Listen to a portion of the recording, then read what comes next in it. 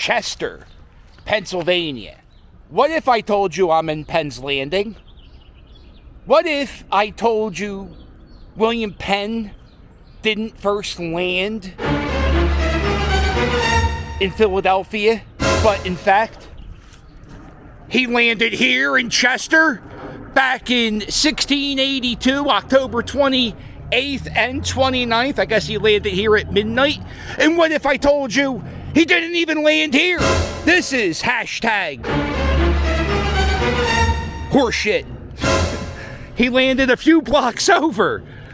Don't you dare write a book report on this one. But I think the story is Chester was already settled by Swedish settlers. So it wasn't technically Pennsylvania.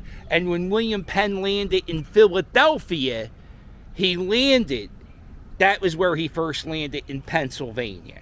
I think that's the reason why Philly can steal credit. He landed here first.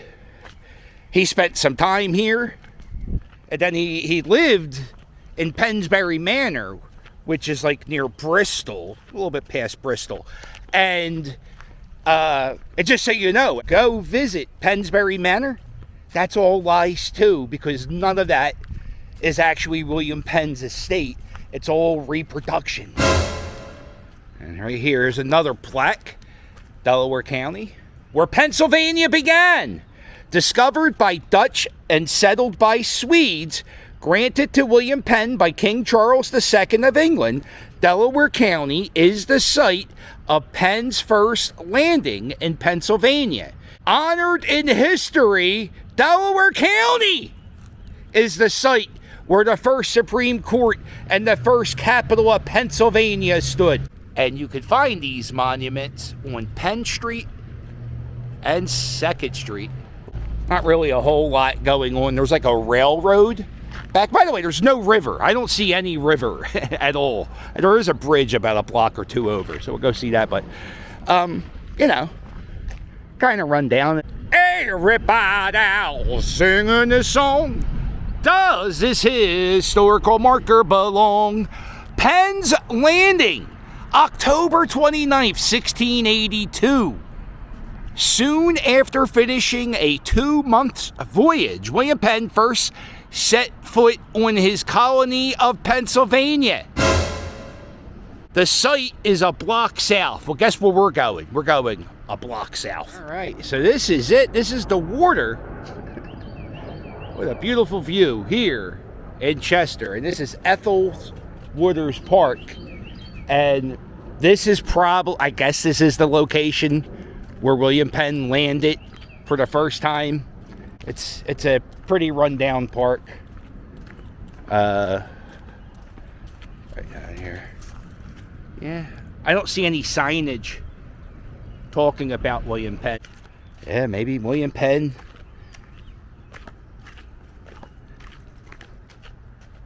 sailed the seas right here.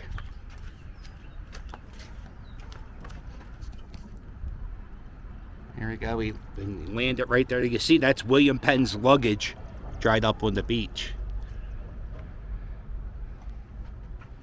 And yeah, this park's needs a little bit of love. It's already overgrown, and it's just early June. They have this dried up fountain here. I don't see any reference to William Penn in this park. They talk about the county of Chester and the influence on the music in America. Ethel Waters is who the park is named after. Bill Haley in the comments. Oh, I didn't know this. Bill Haley lived in Boothwyn in the 1930s. Rock Around the Clock. Oh, wow. Rock Around the Clock was made from a guy who lived in Delaware County. For some reason, all the artists, their faces are all scratched off, but there it is. County of Chester was settled in 1644. Ethel Waters Park. Now, if you go to Google Maps, this is what they say is the location of Penn's Landing, which is 2 blocks over from where the other monuments are. This is across the street. This is Chester City Hall. Oh shit, we're dead. We're all dead. We're all dead. Everything, I just found out the truth and now I'm dead. I'm exposing the Matrix. This is the City Hall of Chester. And this is across the City Hall of Chester. Man, right? Shout out to Adam the Woo, you know. Every time you see an old sign and think of Adam the Woo, he visits Disney World.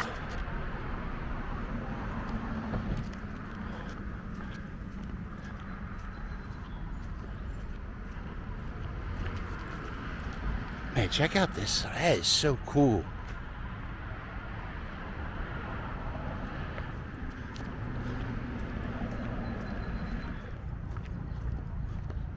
This is like a ghost town.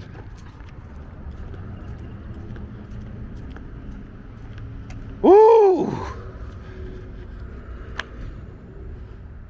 I ain't going back there.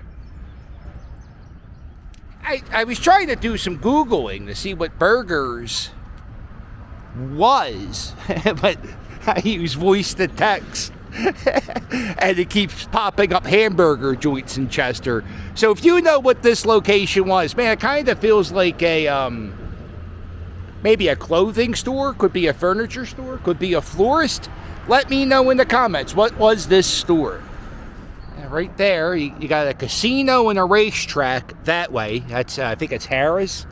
And if you go in this direction, that's where the Philadelphia Union play. They play in Chester. Right down there. William Penn, he sailed his boat. And go all the way back. You can see the Delaware River. A lot of cobwebs. Hashtag piss. Oof, oof. Man, that just hit you. All right. Let's go to the car. Well, I think William Penn would be proud. Actually, he would be, right? Usually, if I make videos in Kensington, people would be like, oh, I bet you the founding fathers would be real proud of how America turned out. And I always go, yo, if they saw a car, they would lose their mind. They would lose their mind. Are you kidding me? Shut up with that shit. I'm at 3rd Street. I think it's 3rd and Market. Check out this building. This is called the Wolf Building. It was a bank, and then it wasn't a bank. Whenever I see this type of architecture, I think of a Philadelphia architect named Frank Furness. I talk about him a lot. He makes like a Harry Potter type of architecture, I call it. I just found out it's called Renaissance architecture. Yeah, the name of this bank was the Delaware County National Bank, the Bank of Delco, hun. I love this, like, little dimples in the rock. Check out the railing. See the keystones? And then there's even stained glass windows all the way up.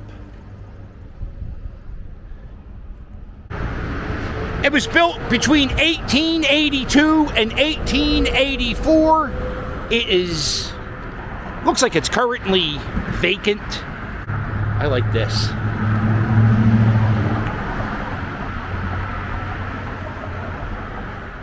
It's a shame, this whole building's vacant. They got like, I saw a few homeless people in this area. And they got all these vacant buildings in this area. It just seems something wrong with the world today. What we got here? What we got here? A little graveyard. Oh, don't mind if I do.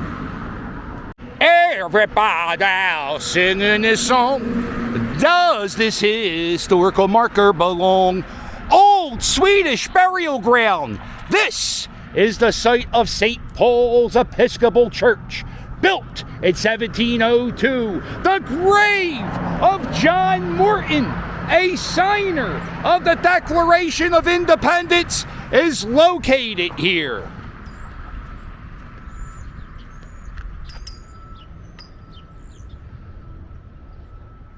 It's dedicated to the memory of John Morton, a member of the first American Congress from the state of Pennsylvania. He was born in 1724, passed away in 1777, and this monument was erected in 1845, which means this is one of the earliest American monuments in the United States. There's not many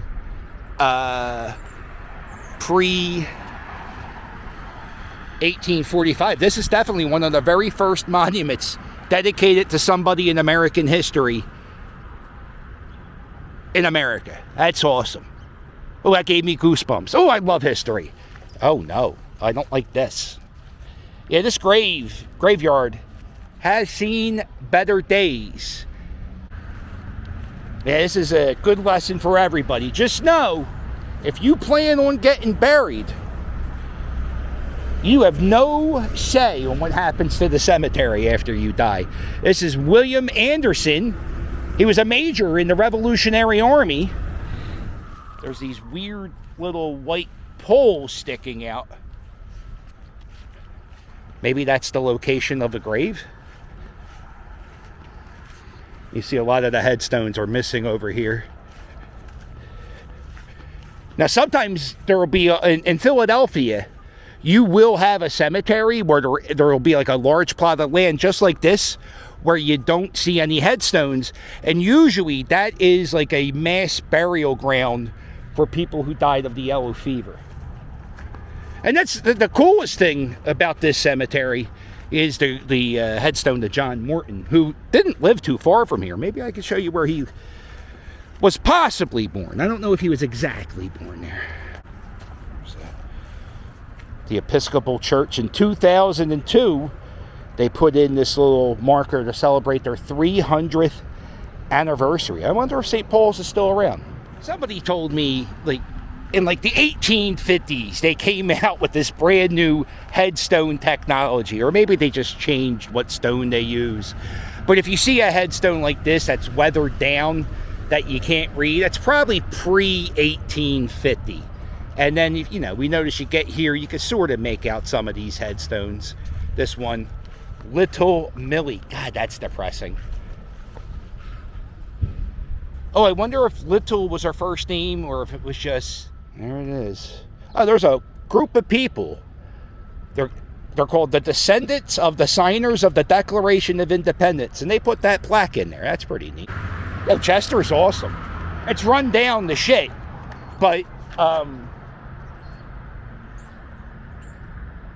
I like this. And we were just at John Morton's grave. And this is the John Morton Tavern. Opened up in 2017. Check this out. You can have breakfast at John Morton's. Omelets, egg sandwiches, Scrapple, and Bud Light Seltzer. Everybody singing this song. Does this historical marker belong? Morton Homestead. It begun about 1654. Morton Mortensen, an ancestor, the great-grandfather of John Morton, lived here back in 1654. I don't think... I met a guy one time at a Phillies game who works in this building sometimes, and I don't think John Morton was born here. He might have come here for barbecues and cookouts, but how about his great-grandfather being named Morton Mortensen? I was at this park like 2 years ago, and it has gotten a pretty nice makeover since last time I visited. Uh-oh. Well, I'm not going to go too... Well, why am I getting closer? I was just saying I'm not getting too close because of the wasp's nest. That's pretty neat. There's actually another cabin not too far from here, which is actually the oldest cabin in Pennsylvania. It's about 20 minutes away. Maybe we go there, but this is 1654. There are not many buildings in the United States older than this one. Yeah, there's this really old sign here that talks about Darby Creek, which is right here, named after professional wrestler Darby Allin. Yeah, I'm checking out the glass in these old windows, and there's a pane missing there. That could actually... We can't tape a plastic bag up there? Do we want water? I mean, there's a lot. Yeah, there's a lot of bugs flying around this building, too. Let me get the hell out of here before I get stung. You ever see that movie, My Girl? It has a real funny ending with Macaulay Culkin. Check this out. This is the Clifton Heights Historical Society building. That's not the big deal. The big deal is the Slinky toy. The Slinky was manufactured in this building up until 1965. The Slinky was invented in 1943 by a guy named Richard James. It was named the Slinky by his wife, Betty. So the Slinky was manufactured here. Now, I saw a great episode. There was a TV show on Comedy Central called Drunk History, and it talks about the history of the Slinky. And the Slinky was invented by Richard because he wanted to make like an antenna for the military. So like they could connect the Slinky, a metal Slinky, to a radio, and it would be an antenna. I think he invented it I think he invented the Slinky in a dock somewhere in Port Richmond. So he leaves the company to his wife in 1960, and the company wasn't run properly. Like, Richard didn't know what the hell he was doing, but then his wife got hold of the company, Betty, and Betty turned the company into a multi-million dollar enterprise. And in 2001, Betty was put into the Toy Manufacturer Hall of Fame. And oddly enough, there isn't a Slinky at the old Slinky. And back here's the Slinky garage. This is probably where they stored cases and cases of Slinkies. Check out the lights for this garage. Wow, they're incredible. That's some heavy-duty stuff. Know what, though? Changing the light bulb on this thing must be a bitch, because you got to break out a screwdriver. Oh, boy. We are at the Lower Swedish Cabin, the only remaining log cabin of its type among the several once located here at the Darby Creek. Evidently built by Swedish settlers who came to this area after 1638. And this is one of the oldest buildings in the United States. It's the oldest cabin. This is the oldest building in the state of Pennsylvania. I know that much. There you go. They got a horseshoe hanging up. There it is. Log cabin. It's a pretty sight. It's a good spot. I go fishing here. Not that I go fishing, but if I did, I would think about it. Oh, I don't see any fish, so maybe fishing in this creek would be a bad idea. Looks like it's a gift shop inside. They're selling some t-shirts.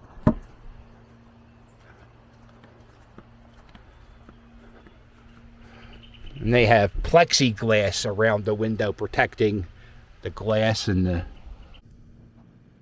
It looks like it's a workroom in here. Some type of tools in there.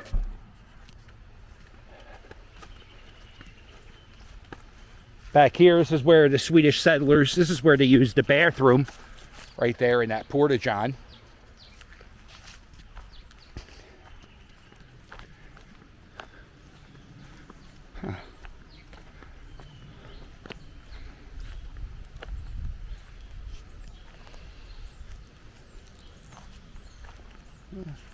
Maybe this was their bathroom. Wow, this thing's coming up on 400 years. There's not many things in America that are 400 years old. Not many things that are 350 years old. There were a few things, but not many.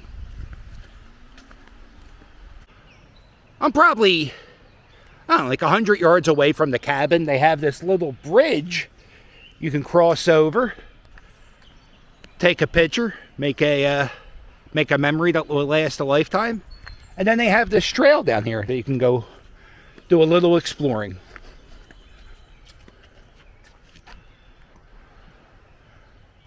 Just so you know, there's a lot of stories that we were taught in school that aren't necessarily true. We're not 100% sure if Betsy Ross made the first American flag. Well, that's it. That's my little road trip all across Pennsylvania. Well, Delaware County. I think I'm in Upper Darby right now, which is Upper Darby part of Philadelphia? I think it is. Anyway, I'm in Upper Darby now. So, I saw so much interesting stuff. So if you can, please hit like, hit subscribe. I'm trying to get to 50,000 subscribers by the All-Star game. I don't think I'm going to make it, but if you subscribe and maybe share this video, I could. So make sure you hit like and subscribe, and I'll sail with you later. Toodles!